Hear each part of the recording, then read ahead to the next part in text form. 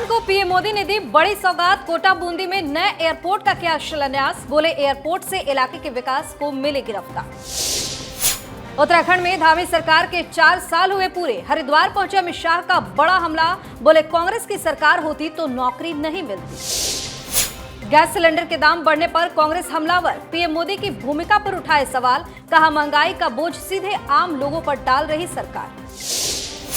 बिहार में सियासी हलचल हुई तेज। एक तरफ नीतीश कुमार की राज्यपाल आरिफ मोहम्मद खान से मुलाकात, उधर निशांत कुमार की एंट्री के लिए जेडीयू में तैयारी शुरू। ईरान के राष्ट्रपति ने ट्रंप को दिया तगड़ा जवाब। बोले सरेंडर का सपना कभी नहीं होगा पूरा, कब्र में लेकर जाएंगे अपने ख्वाब।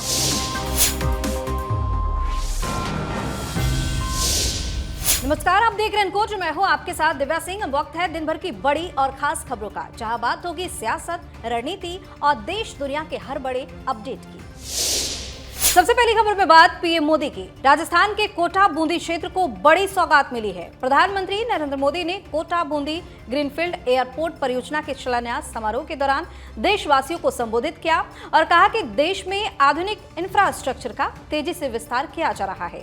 प्रधानमंत्री ने कहा कि आज भारत में सड़कों, रेलवे और एयरपोर्ट जैसे बुनियादी ढांचे पर पहले से कई गुना ज्यादा निवेश किया जा रहा है। उनका कहना था कि मजबूत इंफ्रास्ट्रक्चर की विकसित भारत ही नींव है और इससे देश की अर्थव्यवस्था को नई गति भी मिलेगी। पीएम मोदी ने कहा कि कोटा बूंदी ग्रीनफील्ड एयरपोर्ट बनने से पूरे हड़ौती क्षेत्र की कनेक्टिविटी बेहतर होगी। इससे पर्यटन, व्यापार और निवेश को बढ़ावा मिलेगा और स्थानीय युवाओं के लिए रोजगार के नए अवसर भी पैदा होंगे। प्रधानमंत्री ने यह भी कहा कि सरकार का लक्ष्य देश के छोटे छोटे शहरों को भी हवाई सेवाओं से जोड़ना है, ताकि आम लोगों के लिए हवाई यात्रा आसान और सुलभ बन सके। इस परियोजना से राजस्थान के विकास को नई रफ्तार मिलने की उम्मीद बताई जा रही है। वहीं उत्तराखंड में धामी सरकार के 4 साल पूरे हो गए हैं। इस बीच कार्यक्रम के दौरान केंद्रीय गृह मंत्री अमित शाह ने लोगों को संबोधित किया। उन्होंने अपने भाषण की शुरुआत बद्रीनाथ, गंगोत्री, यमुनोत्री और हेमकुंड साहिब को प्रणाम करके की। अमित शाह ने कहा कि राज्य में धामी सरकार के 4 साल पूरे हो गए, साथ ही केंद्र में भाजपा सरकार के 9 साल भी पूरे हो चुके हैं। उन्होंने कहा कि इस वर्षों में उत्तराखंड विकास की राह पर तेजी से आगे बढ़ा है। उन्होंने याद दिलाया कि उत्तराखंड राज्य बनाने के लिए युवाओं ने लंबा संघर्ष किया था। उस समय कई लोगों ने बलिदान भी दिया। शाह ने कहा कि पूर्व प्रधानमंत्री अटल बिहारी वाजपेयी ने उत्तराखंड, छत्तीसगढ़ और झारखंड जैसे छोटे राज्यों का गठन किया था। गृह मंत्री ने कहा कि आज ये तीनों राज्य विकास के रास्ते पर आगे बढ़े हैं। उन्होंने मुख्यमंत्री पुष्कर सिंह धामी की भी तारीफ की और कहा कि उनकी सरकार ने कई समस्याओं का समाधान किया है। अमित शाह ने बताया कि आज उत्तराखंड में 1132 करोड़ रुपए की विकास परियोजनाओं का लोकार्पण और शिलान्यास हुआ है। साथ ही नई न्याय संहिताओं की प्रदर्शनी भी लगाई गई है। उन्होंने कहा कि नए कानूनों से न्याय व्यवस्था तेज और आधुनिक बनेगी। आने वाले समय में लोगों को जल्दी न्याय मिल सकेगा। साथ ही कहा कि कांग्रेस की सरकार होती तो ये आरक्षियों को नौकरी नहीं मिलती।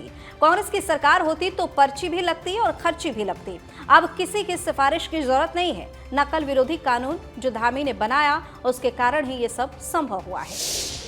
और अब बात कांग्रेस की। घरेलू और व्यावसायिक एलपीजी सिलेंडरों की कीमत में बढ़ोतरी के बाद कांग्रेस ने प्रधानमंत्री नरेंद्र मोदी पर तीखा हमला बोला है।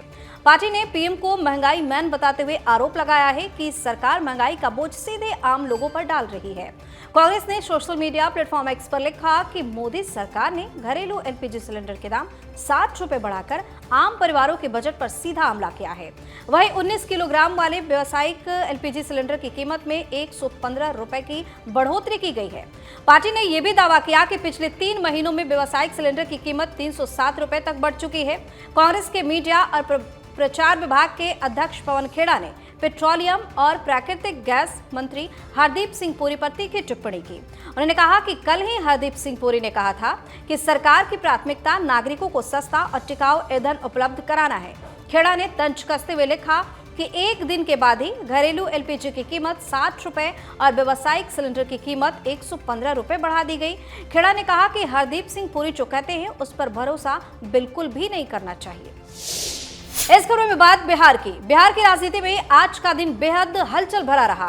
मुख्यमंत्री नीतीश कुमार आज पटना स्थित राजभवन पहुंचे, जहां उन्होंने बिहार के राज्यपाल आरिफ मोहम्मद खान से मुलाकात की। लगभग 10 मिनट तक चली इस भेंट को एक औपचारिक मुलाकात माना जा रहा है।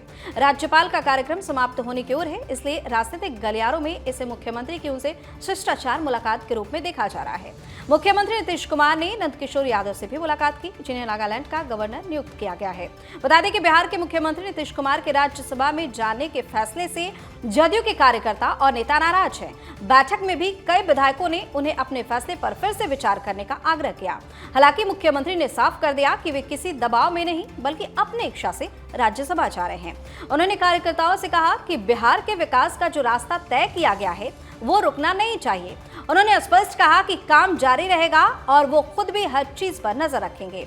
वहीं दूसरी तरफ पार्टी प्रवक्ता नीरज कुमार ने बताया कि बैठक में विधायकों ने मुख्यमंत्री के बेटे निशांत कुमार को पार्टी में शामिल किए जाने की मांग रखी। इसके बाद जदयू के राष्ट्रीय कार्यकारी अध्यक्ष संजय झा और केंद्रीय मंत्री ललन सिंह ने ये घोषणा की कि निशांत ने राजनीति में आने की सहमति दे दी है और जल्द ही औपचारिक रूप से पार्टी में शामिल होंगे।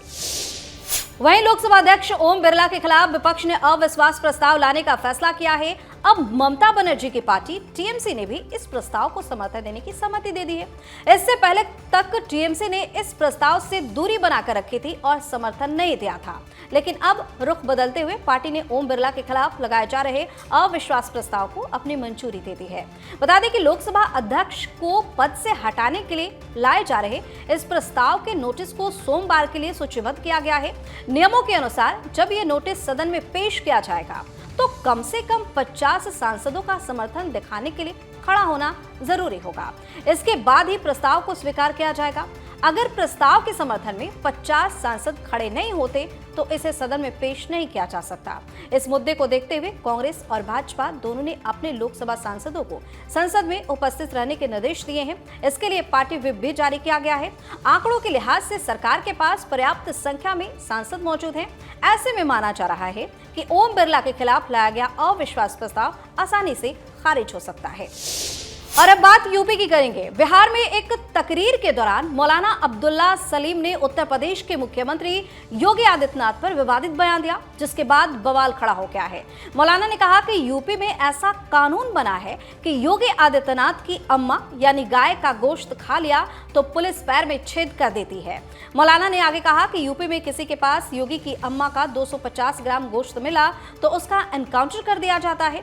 दरअसल रमजान के महीने में बिहार में एक दीनी प्रोग्राम का आयोजन किया गया था, जिसमें मौलाना अब्दुल्ला सलीम ने तकरीर दी। इसी दौरान उन्होंने उत्तर प्रदेश में गाय की मांस पर लगे प्रतिबंध और पुलिस की कार्रवाई का जिक्र भी किया। मौलाना ने इस दौरान सीएम योगी और गाय के गोश्त को लेकर विवादित टिप्पणी की, जिसके बाद बवाल खड़ा हो गया है। इस बयान के बाद भारतीय जनता पार्टी के नेताओं और कार्यकर्ताओं ने विरोध व्यक्त किया और कड़ी कार्रवाई की मांग की, लेकिन धीरे धीरे मामले में विरोध और भी तेज होता दिख रहा है। उत्तर प्रदेश की राजधानी लखनऊ में मौलाना अब्दुल्ला सलीम के नाम पर पुतला फूंका गया। इसके अलावा सलीम के खिलाफ भारत सरकार की ओर से कड़ी कार्रवाई की मांग की गई है। आखिरी खबर में बात ईरान और अमेरिका की। ईरान, अमेरिका और इजराइल के बीच चल रहा युद्ध अब 8वें दिन में पहुंच गया है और पश्चिम एशिया में हालात लगातार गंभीर होते जा रहे हैं। इस बीच अमेरिकी राष्ट्रपति डोनाल्ड ट्रंप ने साफ कर दिया है कि ईरान के साथ कोई बातचीत या समझौता नहीं होगा। ट्रंप ने कहा कि अमेरिका को सिर्फ ईरान का बिना शर्त सरेंडर ही मंजूर है।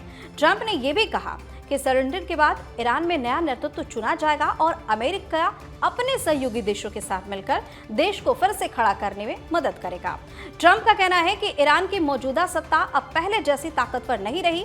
उन्होंने दावा किया कि पिछले कुछ दिनों की कार्रवाई के बाद ईरान की ताकत काफी कमजोर हो चुकी है। उन्होंने ये भी दावा किया कि ईरान की वायुसेना लगभग पूरी तरीके से खत्म हो चुकी है और उसके कई युद्धपोत नष्ट हो गए हैं। ट्रंप ने कहा कि अमेरिकी सेना बेहद शानदार काम कर रही है और दुनिया में अमेरिका की ताकत और सम्मान पहले से ज्यादा बढ़ा है। वहीं दूसरी तरफ ईरान के राष्ट्रपति मसूद पेजेश्कियान ने कहा कि उनका देश कभी सरेंडर नहीं करेगा। उन्होंने ये बयान ऐसे समय में दिया है जब अमेरिका और इजराइल के साथ संघर्ष जारी है। टीवी संबोधन में पेजेश्कियान ने कहा कि जो लोग ईरान के बिना शर्त सरेंडर का सपना देख रहे हैं वो इसे अपने साथ कब्र में लेकर जाएंगे।